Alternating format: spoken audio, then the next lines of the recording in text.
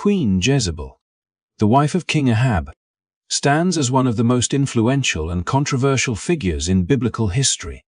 Her story is not simply about a queen who lived long ago, but about how power, when guided by ambition rather than wisdom, can reshape an entire nation.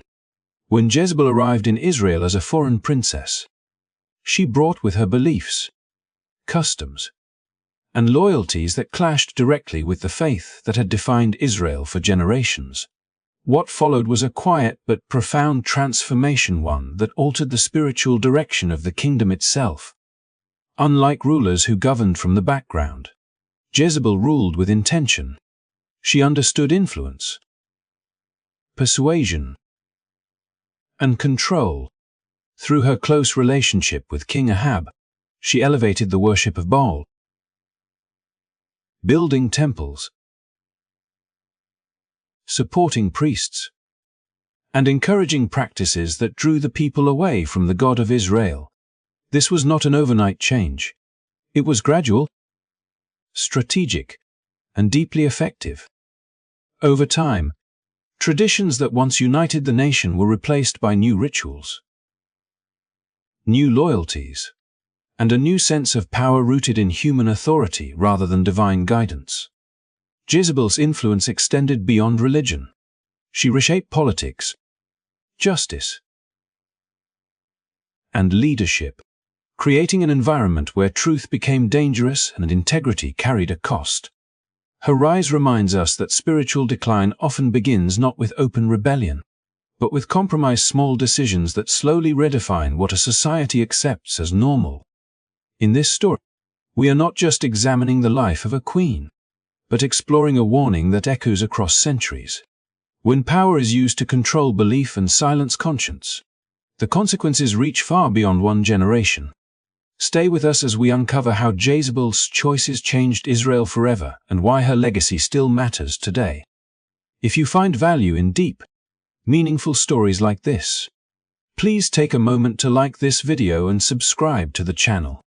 Your support helps us continue sharing powerful stories that inform, challenge, and inspire. What began as subtle influence soon evolved into a sweeping transformation of Israel's spiritual landscape. After securing her position beside King Ahab, Jezebel moved beyond quiet persuasion and began reshaping the kingdom's identity at its very core. The faith that had once anchored Israel, its laws, festivals, and collective memory was steadily pushed aside, not through sudden force, but through deliberate redirection. New temples rose where altars to the God of Israel once stood, and unfamiliar rituals slowly replaced traditions that had defined the nation for generations. The shift did not happen in a single moment, but its momentum was relentless, carried forward by royal authority and unwavering determination.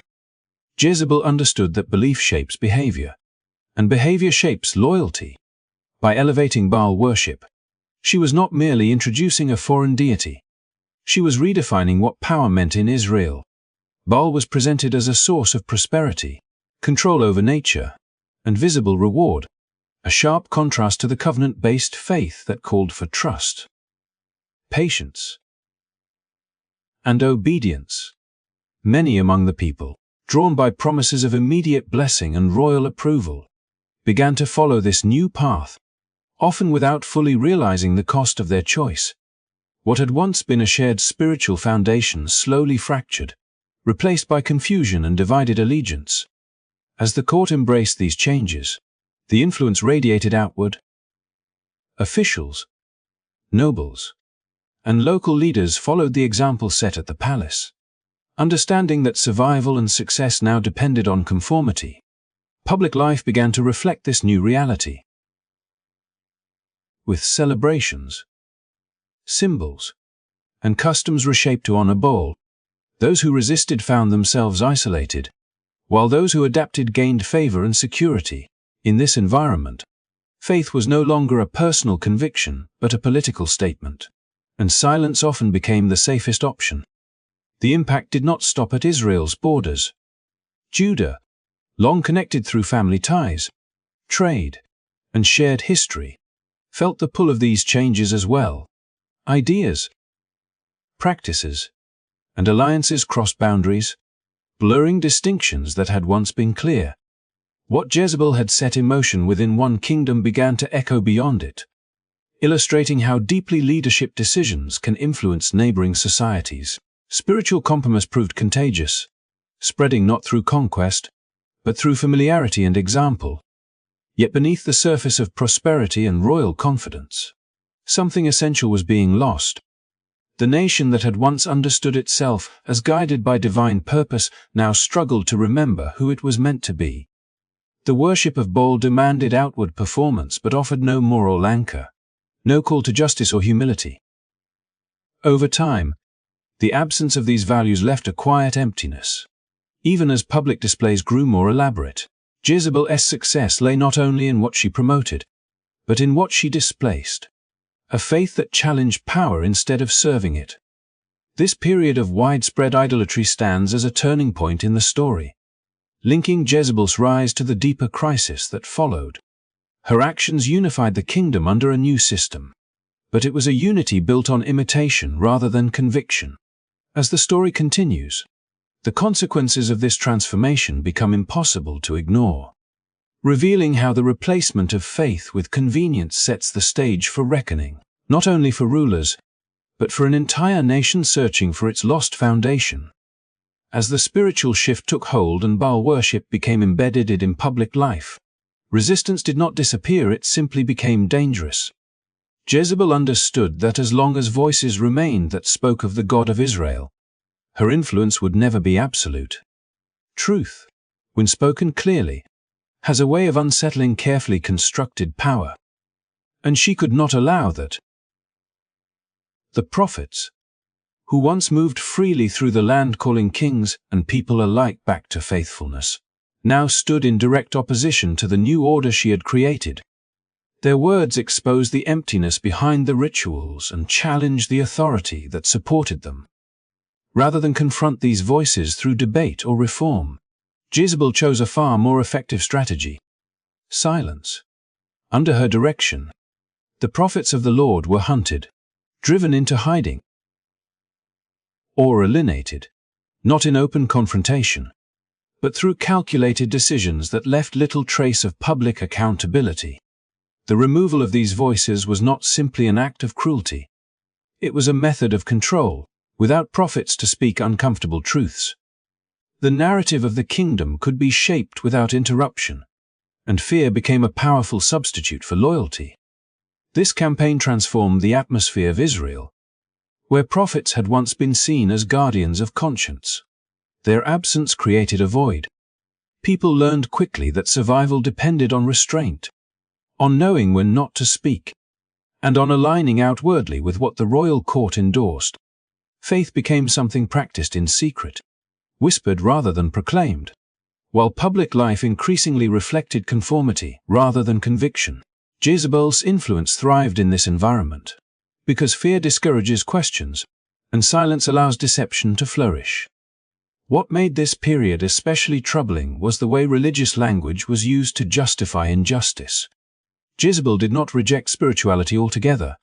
She reshaped it. By promoting Baal worship while suppressing devotion to the God of Israel, she created an illusion of religious vitality. Festivals continued. Ceremonies were observed, and temples were filled. Yet the moral foundation that once guided the nation was steadily eroded. In this carefully managed system, devotion was measured by obedience to authority rather than faithfulness to truth. The impact of this repression extended far beyond the prophets themselves. Without voices to challenge corruption or call for repentance, power went unchecked. Leaders no longer feared accountability, and ordinary people were left without guidance. The nation's spiritual compass began to spin, pointing wherever authority directed it. Jezebel's rule demonstrated how easily belief can be redirected when truth is silenced and alternatives are removed. Her success lay not only in promoting a new faith, but in eliminating the presence of the old one. Yet even in this climate of fear, the story did not end in complete darkness. Some prophets survived by hiding, protected by those who still remembered the faith they were meant to uphold. Their quiet perseverance served as a reminder that truth can be suppressed, but not erased. These hidden figures represented a fragile thread of continuity, preserving a spiritual legacy that Jezebel believed she had destroyed. This chapter in the story reveals the deeper cost of Jezebel's ambition. By silencing the prophets, she did more than remove opposition. She stripped the nation of its moral voice. The fear and manipulation that followed were not signs of strength, but symptoms of a kingdom losing its soul. As the narrative moves forward, the absence of truth becomes impossible to ignore, setting the stage for confrontation, judgment, and the eventual unraveling of the power Jezebel worked so carefully to build. By the time Jezebel turned her attention to Naboth's vineyard, the patterns of her rule were already firmly established. Power had become a tool, faith a disguise, and law something to be shaped rather than honored. Naboth was not a man of influence or ambition. He was a quiet landowner whose vineyard lay beside the royal palace in Jezreel. Land passed down through generations and held with deep personal meaning. When King Ahab desired the vineyard and was refused, the refusal itself was not an act of defiance against the throne, but an expression of loyalty to tradition and conscience. Yet in the climate Jezebel had created, such integrity was seen not as virtue, but as obstruction. Ahab's disappointment might have ended as a private frustration, but Jezebel viewed it as an opportunity to assert control. She understood that authority did not need to confront resistance directly. It only needed to reshape the rules by which resistance was judged. Acting in the king's name, she sent letters sealed with royal authority, not to declare open punishment, but to initiate a process that appeared lawful and righteous. The language was formal, the procedures familiar, and the setting public, ensuring that what followed would look legitimate to those watching from a distance. A solemn assembly was called, creating the impression of spiritual seriousness and communal responsibility. Naboth was placed at the center, elevated not for honor, but for visibility. Carefully selected voices then accused him of wrongdoing, words spoken with confidence and precision, knowing that once such claims were made in public, doubt would fade quickly. The structure of justice, once designed to protect the innocent, was turned into a stage where guilt had already been decided before the proceedings began. What made this moment especially revealing was the way religious tradition was used to conceal injustice. Rituals meant to promote reflection and humility became tools of manipulation, giving the appearance that the community was acting in defense of righteousness. In reality, the outcome had been determined long before anyone gathered. Naboth's fate was sealed not by truth, but by authority masquerading as law. When the process concluded, the vineyard changed hands, and the cost of that transfer was a life quietly removed from the story. For Jezebel, the success of this plan confirmed her belief that power, when exercised skillfully, could redefine morality itself. There was no need for open force when institutions could be redirected from within. Those who observed the events learned an unspoken lesson. Justice now flowed from the throne, not from principle. Fear deepened. Trust eroded, and silence became a form of self-preservation. The seizure of Naboth's vineyard was more than a single act of corruption. It was a turning point that exposed the full extent of Jezebel's influence. The law, once a safeguard for the vulnerable, had been transformed into an instrument of convenience. Faith, once a guide for ethical living, had been reduced to a ceremonial cover. In one carefully executed sequence, Jezebel demonstrated how easily a system can be bent when authority goes unchecked and truth has no defender. This episode ties together every thread of her story so far: the promotion of false worship, the silencing of prophetic voices, and the reshaping of justice to serve ambition. Naboth's quiet faithfulness stood in stark contrast to the environment that surrounded him, highlighting how far the nation had drifted from its foundations. As the vineyard passed into royal hands, it became more than land gained. It became evidence of a kingdom in moral decline, setting the stage for consequences that would soon follow and proving that power built on deception ultimately invites its own judgment. The events surrounding Naboth's vineyard did not remain hidden, nor were they allowed to fade quietly into the background of royal success. In the aftermath of that carefully staged injustice, a familiar voice emerged from the silence, one that Jezebel had long attempted to erase. The prophet Elijah, whose presence had already unsettled the royal court in earlier years, stepped forward once more, carrying a message that could not be reshaped or silenced by authority. Where fear had muted many, Elijah spoke with clarity, confronting power at the very moment it believed itself secure. His appearance was not dramatic in spectacle, but in meaning. Elijah confronted King Ahab in the very place that symbolized the abuse of power, the vineyard taken through deception and bloodshed.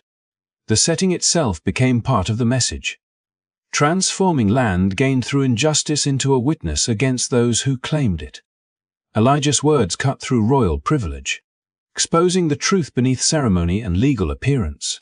He did not speak as an opponent seeking influence, but as a messenger delivering a verdict that had already been determined beyond human authority. The condemnation was not limited to a single act or individual decision. Elijah declared that the consequences would extend across the entire royal house, reaching beyond the present moment and into the future of Ahab's dynasty. The power that had been built through manipulation and fear would not endure, and the legacy Jezebel sought to secure would instead unravel. What had been gained through injustice would be answered with loss, and what had been preserved through silence would be brought into the open. Most striking was the specificity of the judgment pronounced against Jezebel herself. Her authority, once expressed through calculated distance and protected by palace walls, was now addressed directly. The image spoken by Elijah was stark and unforgettable, not as an act of cruelty, but as a declaration of complete reversal. The woman who had elevated herself above accountability would face an end marked by public humiliation rather than royal honor. The language was deliberate, ensuring that no one could mistake the seriousness of the message or the certainty of its fulfillment. This moment shifted the story in a profound way. Until now, Jezebel's influence had seemed unassailable, reinforced by institutions she controlled and fear she cultivated. Elijah's words reminded the nation that power rooted in deception remains vulnerable, no matter how carefully it is maintained. His condemnation reintroduced a moral framework that had been suppressed, reasserting that justice does not originate from the throne, but from a higher authority beyond human control. The response to this prophecy revealed much about the characters at the center of the story. Ahab, confronted with the weight of these words, showed signs of unease, recognizing that his position offered no protection from accountability. Jezebel, by contrast, remained defiant, her confidence unshaken, convinced that control over the present guaranteed security in the future.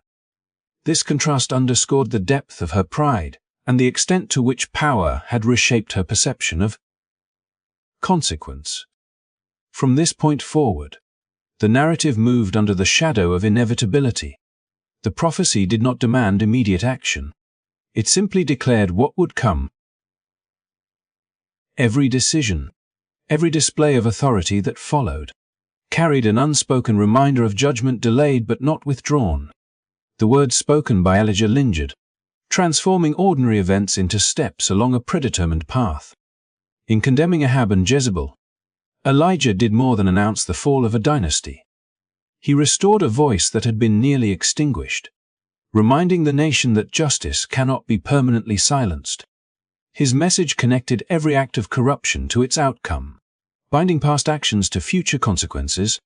The story now moved toward resolution, guided not by ambition or fear, but by the certainty that power built in defiance of truth ultimately collapses under the weight of its own foundations. With the words of Elijah still echoing over the fate of the royal house, time itself seemed to move toward fulfillment. What had been spoken as prophecy did not remain abstract or distant. It began to take shape through a man whose rise was as sudden as it was decisive. Jehu emerged from the ranks of military leadership not as a reformer seeking gradual change, but as an instrument of judgment whose path had already been set. His anointing marked a turning point, signaling that the era shaped by Jezebel's influence was approaching its end. Jehu's appointment carried a weight unlike ordinary transfers of power. He was not elevated through inheritance or political maneuvering, but through a direct declaration that the existing order would not continue. From the moment he received this charge, his actions unfolded with striking momentum. There was no prolonged campaign, no careful negotiation with those tied to the old regime. Instead, events moved quickly, as though the delay of justice had reached its limit and could no longer be postponed. The first major act in this unfolding judgment came with the fall of Jezebel's son, who now sat on the throne. His reign, though established, rested on foundations already weakened by the choices of those before him. When Jehu confronted him, the encounter ended decisively, cutting short a lineage that had been preserved through manipulation and fear. The removal of the son was not only a political shift, but a symbolic confirmation that the house built by Jezebel's influence could not sustain itself. One generation after another, the weight of past actions pressed forward into the present. News of this event traveled swiftly, and with it came the realization that the prophecy spoken earlier was no longer a distant warning. Jehu did not pause after this act, nor did he allow the momentum to fade. He turned his attention toward Jezreel, the city that had long stood as a center of royal authority and personal ambition. Every step of his advance carried the sense of inevitability, as though the path itself had been marked long before he walked it. As Jehu approached Jezreel, the atmosphere shifted. The city that once symbolized control and influence now stood exposed, its walls offering no refuge from what was coming. The march was not simply a military movement. It was the convergence of words spoken and actions fulfilled.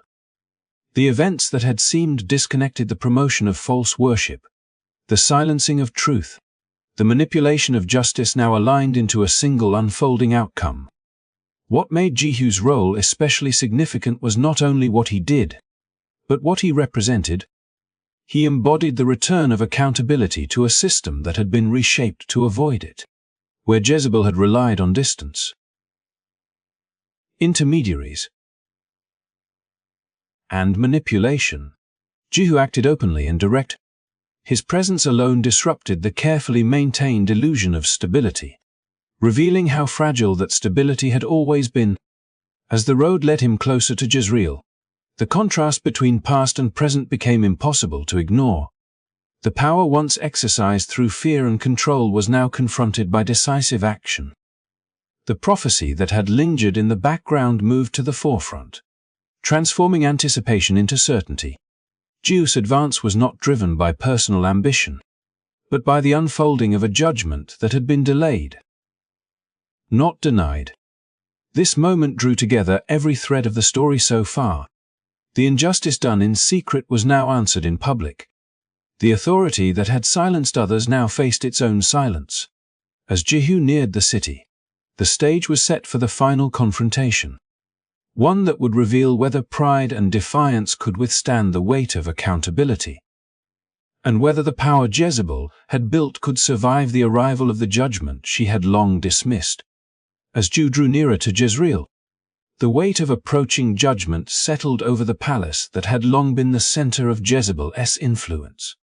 News of his advance could not be contained, and the reality of what had already occurred reached the queen without delay. The fall of her son and the swift collapse of the authority she had worked so carefully to protect stood as undeniable signs that the words spoken against her house were unfolding exactly as foretold. Yet even in this moment, when retreat or reflection might have been possible, Jezebel chose a path that reflected the character she had revealed throughout her life. Rather than withdrawing in silence, she prepared herself with intention. From within the palace, she adorned herself in royal display, not as an act of humility, but as a declaration. This was the image she had always relied upon, the symbol of control, confidence, and superiority. By presenting herself in this way, Jezebel attempted to assert dominance over the moment, as though appearance alone could challenge the force now moving toward her. It was a final expression of the belief that had guided her rule. That authority, when displayed boldly enough, could override accountability. She positioned herself at a palace window, elevated above the ground below, both physically and symbolically. From that vantage point, she looked down upon Jew, framing the encounter on her terms. Her words were not those of reflection or regret, but of challenge and mockery, spoken with the same sharp confidence that had once silenced prophets and manipulated kings. In addressing Jehu in this way, she reduced his role to that of a temporary disruptor, implying that his actions would lead only to his own downfall, just as others before him had failed to secure lasting power. This moment revealed the depth of Jezebel's refusal to acknowledge any authority beyond her own. Even as prophecy unfolded around her, she clung to the posture of defiance that had defined her reign. The window became more than a place of confrontation. It became a stage where pride stood exposed. Instead of recognizing the significance of what was happening, she treated the moment as another contest of will, convinced that confidence and display could substitute for repentance. Her actions echoed earlier choices that had shaped the story. When faced with opposition, she had always responded with control rather than reflection, with intimidation rather than humility. Now, standing at the threshold of consequence, she remained consistent. The same mindset that had dismissed prophetic warnings and manipulated justice guided her final response. Jezebel did not see herself as accountable to judgment. She saw herself as above it. Yet the scene carried an unspoken irony. The height of the window, meant to emphasize her status, also underscored her isolation. Those who once carried out her commands now remained unseen, their loyalty uncertain. The power that had once surrounded her had already begun to dissolve, leaving her exposed in the very place she believed made her untouchable. What she intended as a display of strength revealed instead the fragility of authority built on pride alone. This confrontation marked the last moment in which Jezebel attempted to control the narrative. Her words, her appearance, and her posture all reflected a final refusal to yield.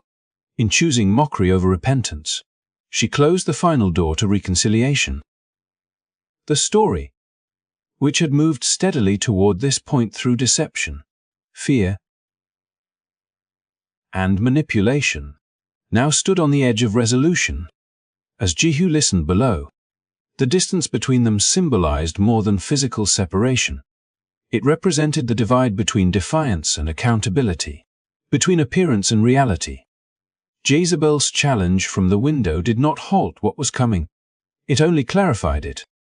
The moment confirmed that the end of her story would not be shaped by regret or transformation, but by the same pride that had guided her rise, ensuring that the judgment long foretold would now proceed without delay. The final moments of Jezebel's story unfolded with a starkness that matched the life she had lived. The palace window, once a symbol of distance and authority, became the point where illusion gave way to reality. In a single, irreversible moment, the power she had wielded for years vanished, and the judgment long spoken was carried out. The words of prophecy, once dismissed as threats without substance, were fulfilled exactly as foretold, leaving no room for doubt or reinterpretation. What followed was not merely the fall of a ruler, but the collapse of a legacy built on pride and control. Jezebel had shaped a nation through influence, fear, and manipulation, believing that authority could silence truth and redefine justice. Yet in the end, none of the symbols she relied upon, status, appearance, or position, offered protection. The fate she met stood in sharp contrast to the life she had pursued, revealing how completely power can disappear when it is separated from accountability. Her end served as more than a conclusion to one individual's story. It became a lasting warning woven into the memory of a people. Pride, when left unchecked, distorts judgment. Idolatry, when embraced for convenience or control, erodes the foundation of a society. And power, when used to manipulate rather than serve, ultimately turns against those who wield it. Jezebel's story brought all of these truths together in a way that could not be ignored. At the same time, the fulfillment of prophecy reinforced a deeper message that runs throughout this narrative. Justice may appear delayed, especially when wrongdoing seems to prosper, but a delay does not mean absence. Every choice Jezebel made, each act of manipulation, each silenced voice, each corrupted institution moved her story closer to this moment. The ending was not sudden or random. It was the result of a path consistently chosen. For the people of Israel, this moment marked the end of an era defined by fear and deception. The removal of Jezebel's influence opened the possibility of renewal, reminding the nation that no authority stands above moral truth. The silence that followed her fall was not empty, but reflective, creating space for remembrance, correction, and the rebuilding of what had been lost. For those hearing this story today, Jezebel's life and death remain deeply relevant. Her story challenges us to examine how we use influence, how we respond to truth, and whether we allow pride to override responsibility. It asks difficult questions about the cost of compromise and the dangers of elevating power above principle. Thank you for taking the time to listen to this story and reflect on its meaning. If you found this journey through history and faith meaningful, please consider liking this video and subscribing to the channel. Your support helps us continue sharing stories that explore the deeper lessons behind the past and bring them into conversation with the present.